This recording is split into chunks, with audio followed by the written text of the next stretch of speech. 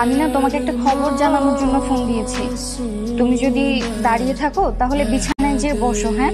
কারণ আমি যে খবরটা তোমাকে জানাবো সেটা জানানোর পর যদি তোমার শরীর খারাপ করে তুমি বিছানায় শুয়ে পড়ো। আচ্ছা ঠিক আছে, বসলাম, বল। আসলে মা, আমি ফার্স্ট ইয়ারে থাকতে অন্য মেয়ে একটা ছেলেকে বিয়ে করেছি, আর আমরা একই বাসাতেই থাকি। এখন আমি প্রেগনেন্ট, তোমরা নানারে হতে চলেছো আর আমি মা হতে চলেছি। সুতরাং তোমাদের জামাইকে মেনে নেওয়ার মানসিক প্রস্তুতি গ্রহণ করে রাখো। আল্লাহ হাফেজ মা। রাইসা, রাইসা শোন। এনো, আমি যেভাবে জানাইছি তুমিও তোমার বাসায় এভাবে ফোন দিয়ে জানো। আমি পারবো না। আমি যদি আমার বাবারে বলি এই কাহিনী করছেন, আমারে গুলি দিয়ে মেরে ফেলবে। গুলি করে মেরে ফেলবে মানে? আমি যদি আমার বাসায় জানাইতে পারি, তুমি তোমার বাসায় জানাইতে পারবে না কেন? হ্যাঁ, বাবার বাসায় জানাবো, কিন্তু একটা খুশির সংবাদ তো হুট করে জানালে কেমন দেখা যায়।